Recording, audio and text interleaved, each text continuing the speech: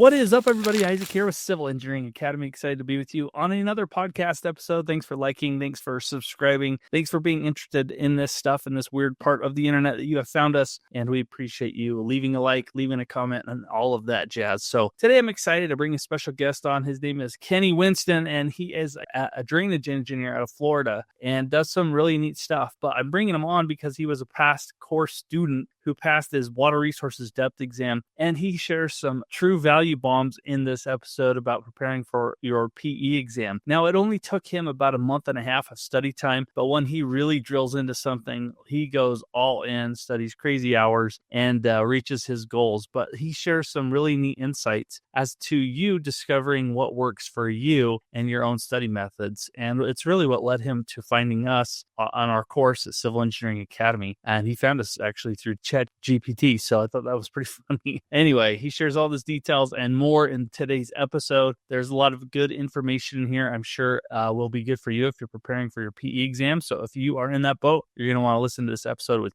Winston coming up right after this. We'll see you in a minute. All right, Kenny, we're rocking and rolling. Thanks for joining me today on the Civil Engineering Academy podcast. Appreciate you doing this with me. Yeah, of course.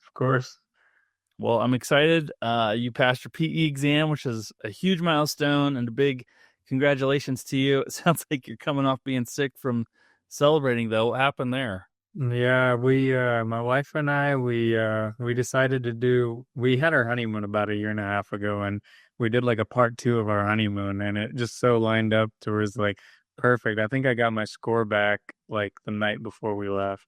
So it's just supposed to be like celebrate or, go have fun to forget it kind of thing. Came back with some pretty bad stomach bugs and ended up in the hospital, but recovering. I'm glad you're feeling better, but man, that's a rough way to celebrate. I know, right? Well, let's back up, I guess, for those that are listening. I always love to kind of kick these off telling us a little bit about your own history. Like, how did you get into engineering? Why did you jump into this world? You also do a little bit of entrepreneurship stuff. So why don't you kind of tell us your background and how you ended up here? Yeah. Well, for me, I come from a pretty traditional Indian family. So as the stereotype goes, both my parents are in IT. They're both software engineers. And that's kind of the standard for us. And so my parents kind of wanted me to go that way. And as a matter of fact, I do love to code. I love to program and things like that. Actually, what it was growing up, I couldn't stand the idea of a 9 to 5. That was just the craziest thing to me. And so civil engineering seemed like such a good, like, in between. I'm not just creating something that's purely software, so that was what really pushed me towards the engineering side of things. But moving around, I actually moved from India to New Jersey, down to Florida, where it kind of settled down. But during the whole moving process as a child, it's kind of difficult. I found that I was pretty unmotivated when I was younger. But something clicked around probably like 17, 18 years old. And I just, got this bug, big drive. And so went into my civil engineering school, and I actually got an internship with a company, same company I'm with today, Consor Engineers. I think I was 18 years old. They just took a shot with me, and I started doing a lot of work for them, and obviously it's been good. I'm still working with them, but started pretty young and just kept to it. I loved it. Still though not super fond of the 9 to 5. So hence comes in the whole entrepreneur thing. So I think I want to say 20. No, I was 21. It was last year. I started a small business. I flipped a home. And I also got married about 2 years ago. I'll give it. So just, trying to do things, I have a small startup that I've been putting a lot of time into right now. Um, but yeah, I mean, it gradually going. I taking one day at a time. I have my ambition. My goal is just not stop. That's the thing, when you stop, even with this kind of stuff, you ask about how I ended up here with the exam, and I see a lot of my coworkers, even successful people that I work under, who just struggle to pass the PE, just because it's when you stop, it's hard to pick it back Mhm. up then. Is So it? yeah. Man, so you're busy. You got a lot going on. Seems like all this is converging all at the same time. Um, how did you make passing the PE a priority? Like, why was that a priority among all this other stuff? I imagine you wanted to get it, but it sounds like you had a lot of stuff going on. And then, how did you make time for study? For your prep for that. Yeah, I like to. That's a good question. That's a really good question, and I wish I just had this magical answer to give you. But honestly, the answer I'm going to give you is pretty vanilla, and it's probably going to be the best way to go.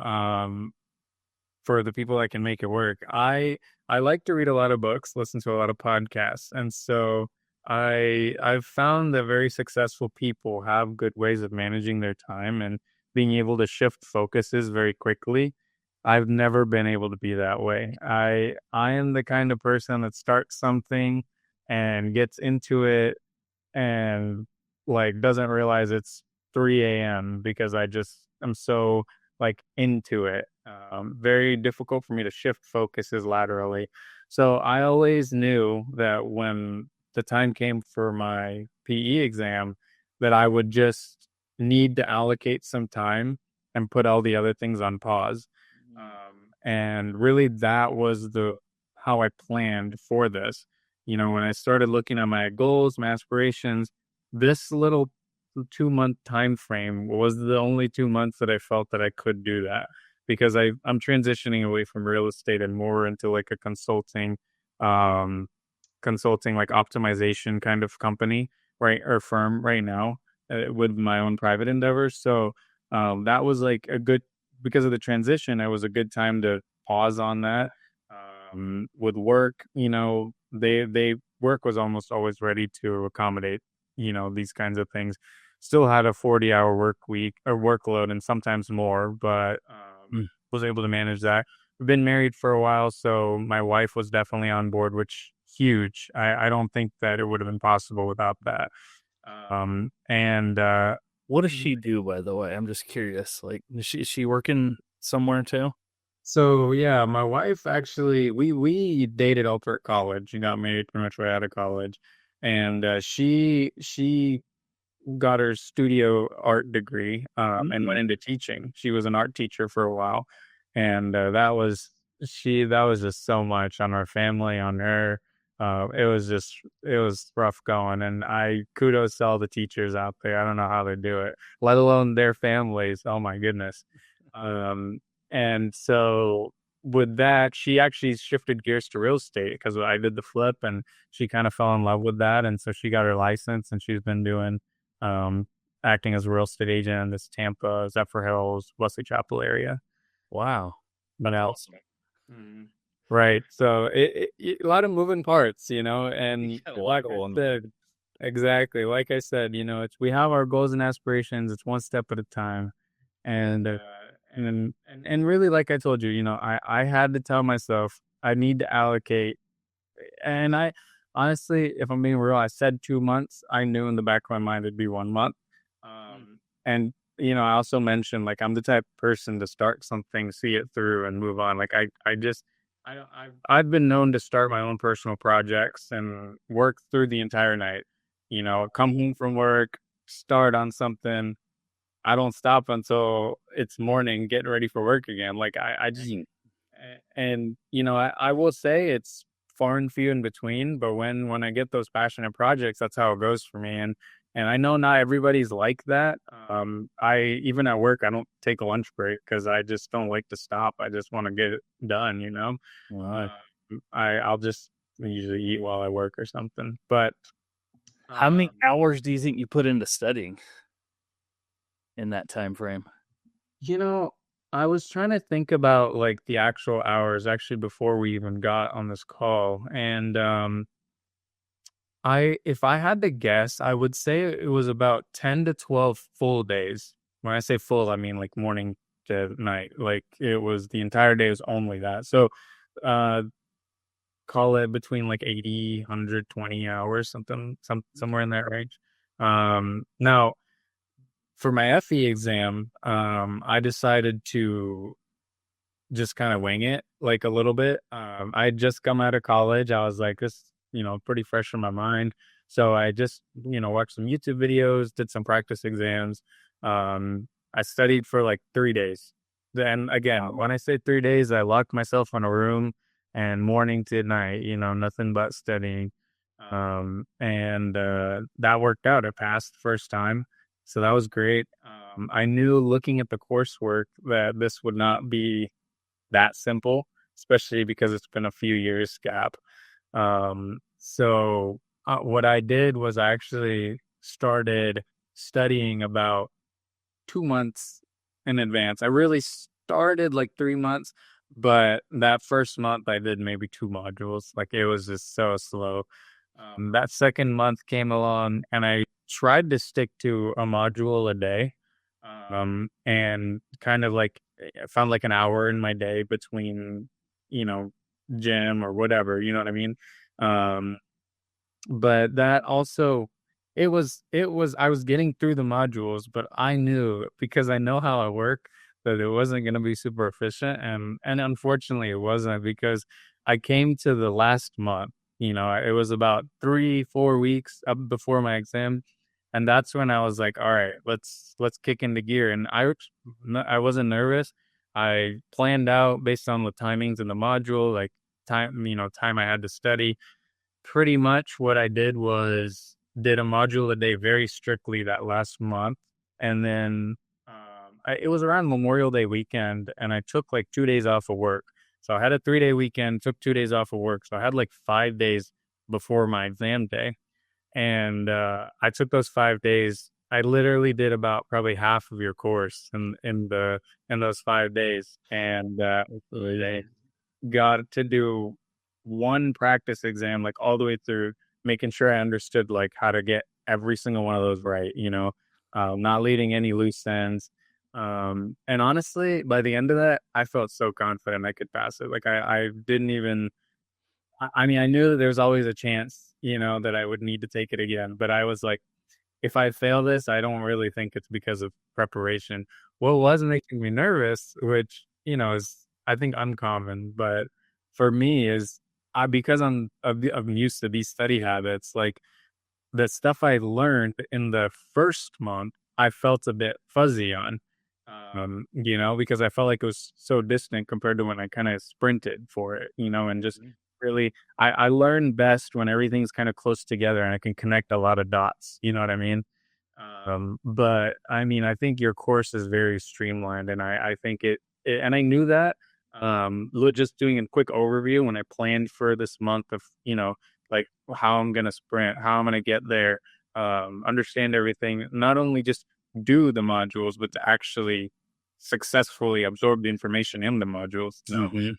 Um, so yeah, I mean, planning was huge, I would say, but I that's what worked for me, and You got to do what works for you. So, and you know yourself, which is nice because some people are kind of like, I don't know how long this thing's going to take me, but you know yourself and you know what you needed to do. So, I think we need to back up a little bit. So, for those that are listening, maybe they don't understand, but you used our course, Civil Engineering Academy, the Ultimate Civil Peer Review course. Why did you find us? Why did you use that course instead of a lot of the other options? Like, how did you even discover that? well, you'll have to thank ChatGPT for that. So I basically sat down one day and I was like, first of all, this is to be honest with you, I started out. by booking my exam. I knew rough time frame, like I told you, transition between what I'm doing in my personal business, work, you know, we finally settled into this house. Like there are lots of different factors that play a role. I was like, this is a good time. And I knew my vacation was already booked for mid early June. So I booked the exam completely blind, just booked it. It was like booked out, I think, by like 6 months. So I just booked it. And then like a month or so later, I sat down ChatGPT. I was like, listen, I basically explained my study habits, and I was like, I've heard lots of people going with the bigger, I think Civil School of PE, I think EEI, something like that, or EET maybe. Another big one, I think. I've heard of them, but I've also heard of coworkers complaining about the lectures and stuff, and I don't, I mean, in a way I'm proud of this, in a way I'm not proud of this, but like my last like year of uh year of college, I mean, like I just didn't go because I figured out that like I go to the lectures and like basically sleep through them, and then I come home and I basically just sit down with the book or with practice problems. Yeah, and I just looking at all of them together in one place and figuring them out, and obviously getting help. I'm not saying that I'm beyond that. I'm saying like seeing it all together, figuring it out at the same time, that really connects everything. So I explained that to ChatGPT, and that I would be bored and probably lose interest of on with like lectures, and this came up, and I was like, okay, this is a seems like a more problem based approach. So then I started looking at your website and some of the resources that you have just available, and I was like, I think this is going to suit me a lot. I think this makes a lot of sense for how I study, and it was perfect. And I mean, I I will say this as somebody that is an engineer that works with engineers. I think we to some degree think alike. I think a lot of us there I do work with people that really appreciate the long format lectures, the binder, Yeah. and that's good. I think that they have a different skill set, and I think that's great. I think what's needed. But as far as I definitely know there are people like me that really like to see, let me tell you some information that you need to know. Let me show you some example problems. And then here are a list of problems that if you can't figure out, I have a solution for, you know? And it's just so streamlined. And that was so appealing to me. So it just seemed perfect. Well, that's the first I've ever heard of someone using ChatGPT to find us. So that's pretty cool. I'll share that chat with you. I really went back and forth. You should. I want to see that thing. That's awesome. Oh man. Well, I love some of these pointers that you're pointing out, and I think it's important for other people to hear this. Like they need to know themselves. Like know your study habits. If you're you're a go getter. You can study it on your own. You want to see it all, at one time and see how it all fits. And I love that you also put pressure on yourself in the terms that you scheduled an exam. You put a date to it, and then you kind of backtrack from there.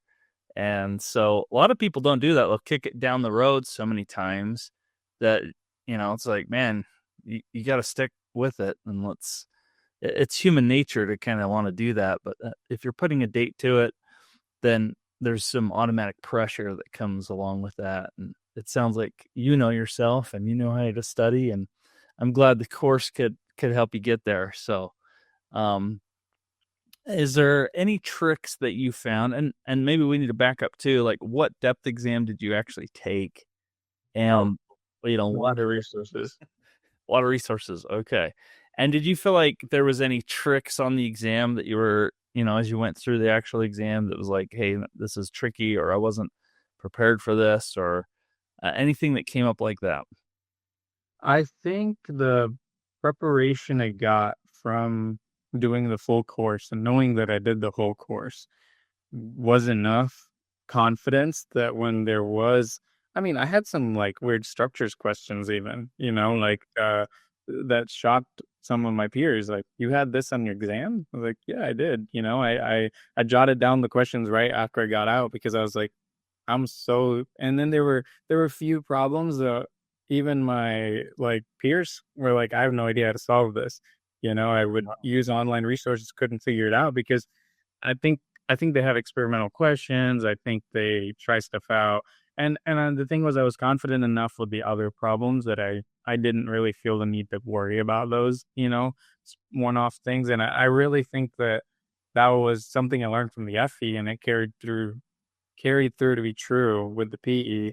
And that's that, like, they are going to throw some tricky stuff your way. I mean, Yeah. they do that.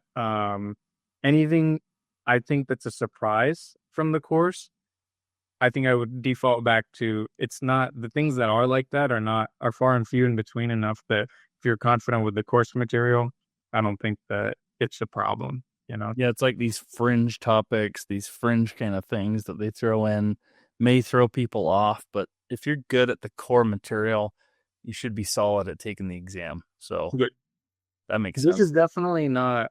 I'm glad I didn't get the score back because I'm the type of person that if I had gotten like an 80 or 85, I'd have questioned like, why didn't I get 100? But then I don't want to do that because this is not that kind of exam. You're not going to get 100.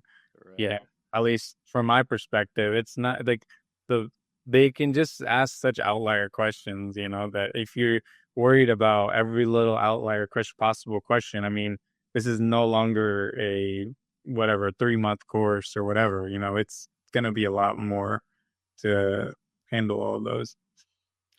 What was your approach to taking practice exams? Some people, take them different ways, but what was your approach going through the course, or even exams? Maybe you had other material, but how did you approach practice exams? Yeah, I think you'll find that I do this. You pointed it out. I set a goal and I work backwards to achieve it. I've always noticed that because when I don't set those, can just keeps get kicked down the road. And one of the things I've learned about myself is I always need to connect it to the end, and if it doesn't connect to the end, I lose interest, and that's really where the lecture format loses me because sometimes there's a lengthy intro even, or they start with material I already know to build off of, but they already lose me because I'm not interested, because I'm not going towards my goal. So kind of bringing it back to your question, I would say, like, my approach was every question that I took, I needed to know how to do in and out, because every question was, in my mind, an exam question. So all of those example questions that you would have in the course, I would view it as an exam question. So meaning I would not be comfortable hitting next if I did not fully know how to solve that problem. And so I did that through your entire course. And then at the end of it, I took one practice exam, the NCEES one. I actually wanted to take like 3, but kind of towards the end, I hit a few modules, particularly in the water quality sections, because I'm not in that world. I'm a drainage engineer and do roadway design. So the water quality, I mean, we do that to a degree, but like water treatment, like that's all, totally different ball game. So there were certain like questions that I probably spent 3 hours on, because like, yeah, I watched your solution, but I needed to know, why did you reach this conclusion or this assumption, or, you know what I mean? So there's so many different things to like figure out. So I would say that was the bulk of the work. But once that work was done, when I did the practice exam, most of the questions I just knew how to solve. Or if I didn't, I would, what I would do is I'd solve it and I would immediately back check it with the answer. And if it matched, I would just look at the solution. All right, yeah, it's the same thing. I didn't just get lucky. All right, next question. If it was wrong, then I would look at the solution, and it's more than just, okay, and now I know now I could solve this. It's like, if this was a brand new question, would I be able to know how to solve it? Like, would I be able to reason out things that was reasoned out in the solution, you know? Yeah, that makes sense. And in the course, we give you a PDF exam that kind of allows you to do that. But we also give you like that CBT exam, which is more of like a, true to form test that we do allow you to pause it kind of in the middle of it. But yeah, you kind of, we get you set up to try to make it look like the real deal. And so imagine you took those a little bit differently in your approach. And that was the only thing I would say I would regret with my approach, but because I didn't I don't know if I would say I mismanaged the time because it worked out, but like coming closer to the end, I had to make a decision. Like, with this leftover time that I have, am I going to take a practice exam or am I going to go back to this module and really understand these questions that I feel a little iffy on, you know? And I made the decision to go back to the modules, which did pay off, I would say, because the kind of monotonous going back and like really going deep into these things that I felt weak on kind of strengthened a line of reasoning, you know? So like there were questions in the water treatment parts of the exam that were like, how would I know this, you know? But just with the line of reasoning that I learned staring at these problems, I was able to figure it out, you know? You start to learn it a little bit. So that's great, man.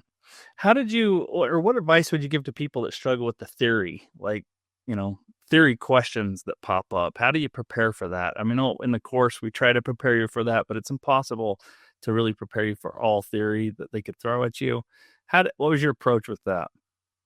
I honestly, I don't want to sound redundant, but the biggest thing with that was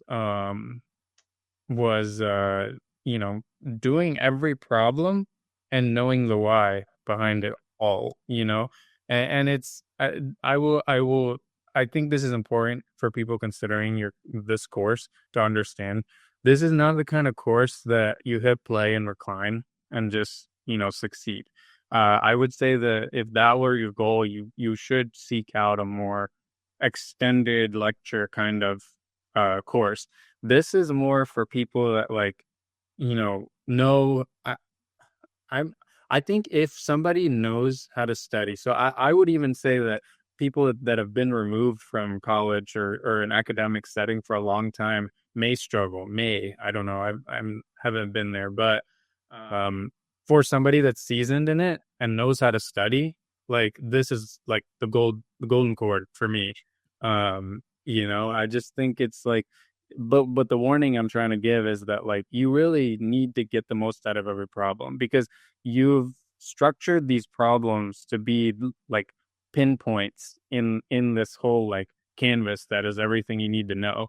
And if you just look at each individual dot and move on without understanding the full, you know, area of impact of each like point made by each question, I don't think you'll get everything out of this course that you need to. You know, Yeah, you kind of nailed it. I mean, we want to give you everything you need and not more. So this is not a college course where we're spelling it out from A to Z, but we are giving you all the tools you need to get the exam done, and that's at least that's our goal. That's something that I wanted, and that's what we tried to create for people. So I think you got some good points there for sure. yeah. Um, so, maybe last couple questions I have for you? Like, what was your mindset when you went and took the exam? I know oftentimes we kind of preach doing a kind of a 3-pass system, but what was your approach and mindset when you actually sat down to take the exam? Yeah, so I've always had this. I'm not a good test taker. I've never have been. Like, if you want me to talk on a subject, I will prove to you that I know it in and out.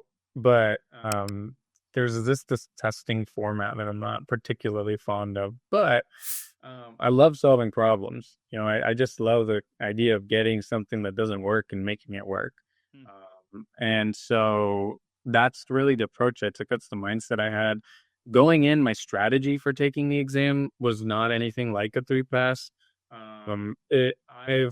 I basically divided up my time into quarters for ease of calculation, and I would say, okay, or maybe I even did it by hours. I'm pretty sure I did it by hours. So I said, at, at the end of the hour, I need to have done, was it 10 questions? I think Oh, 6 questions, 6 minutes a question, right? okay. So at the end of the hour, I need to have 10 questions done. Now, I'm not going to be, if I had eight, I'm not going to be like worried about it because I'm expecting the next um, 10 to compensate, because some questions are like, you know, 30 seconds, you know what I mean? Right. So I think that works for me, you know. So like averaging it out. So if I'm at like by the time I was halfway through the exam, I had like an hour to spare extra. So I would know like, okay, there's this problem. I can't immediately figure it out. Let me just spend this time to figure it out.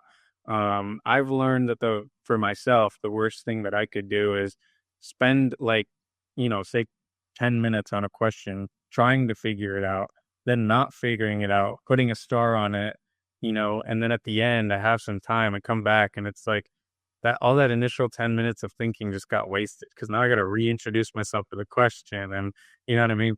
Yeah, So, it can be hard to restart. right. So, So you just took them as they were given, and it hard or not, you would just worked your way through it and got a solution.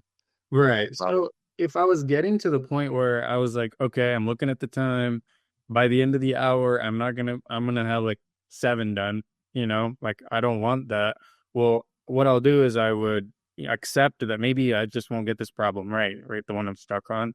And I would do the best I could because I've already spent the time.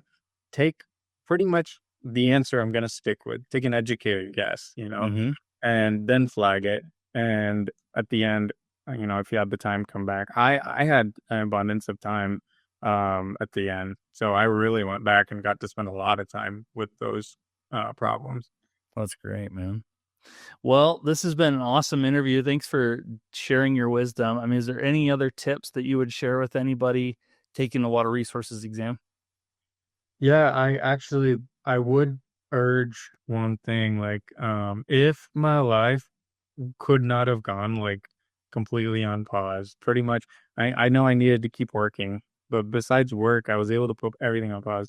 Maintenance on the house, cooking, dishes, whatever. My wife really helped me out and, took care of that. And I really tried to, put the business stuff on pause. I really focused on nothing but work and studying for me it was like a month and a half maybe. But I would highly recommend that people do that. I mean, obviously, I know some people are in different situations. They have kids and stuff, and it's harder. And for you guys, bless your souls. I don't think I could have done it. I really think that allocating the time for it, and I do think the book, like you said, booking the exam and then figuring it out is the best way, I would say, because as engineers we figure things out, and so we'll make it work. I think the best thing you can do is also it's like if you need to reschedule it, you just pay that whatever $50 fee or something and move it, and that's even like more of a motivator to stick to it, and so those would be my little bits of advice. Love it. Love it. And maybe my last question is if you did recommend taking this course to a friend, I guess you kind of outlined all those things, but personally, why would you recommend someone else taking the course from CEA? Well, I've already done so. I've already referred you guys to multiple people. Oh, really? Yeah, because I mean, I don't know if they'll end up going with this course, but I think, like I told you, I mean, I I only good things, with this course. I think there were a few things that I sent to you that were kind of difficult, and it was a transition between the CERM, phasing out of that, and there's some parts of the course Yes. spec, but it was not a big deal. Besides that, I think everything was honestly like as good as it could have been. Nice. Keeping all the lectures nice and brief, and like you said, as engineers, we figure things out, and you give us everything that we need to figure it out and nothing more. I think getting flooded with useless information just devalues the useful information, So, um, to answer your question, I think a lot of my peers are interested in not wasting their time with lectures and or you know, tons of study material. And a lot of people are busy, so I tell them like, this is, if I also will let you know that I personally don't just tell everybody to use it, because I definitely do have peers, like coworkers that I work with, that I can tell would struggle with a more streamlined approach like this, you know. So, and even talking to them, maybe I would let them know what I did in my experience, but you'll know, some people are just like, yes, that's what I need, and some people are like, I think I prefer lectures. So That makes sense. Awesome. Kenny, thanks for doing this. Appreciate you jumping on. If people wanted to reach out to you, whether it's your side gig or just you personally, and ask questions about your experience, how can they reach out to you? Probably my professional email, kwinston@consoreng.com. Okay. We're going to list that. Well, thanks, Kenny, for doing this, and hopefully we'll talk to you in the future. Yeah, of course. All right. See ya. Bye.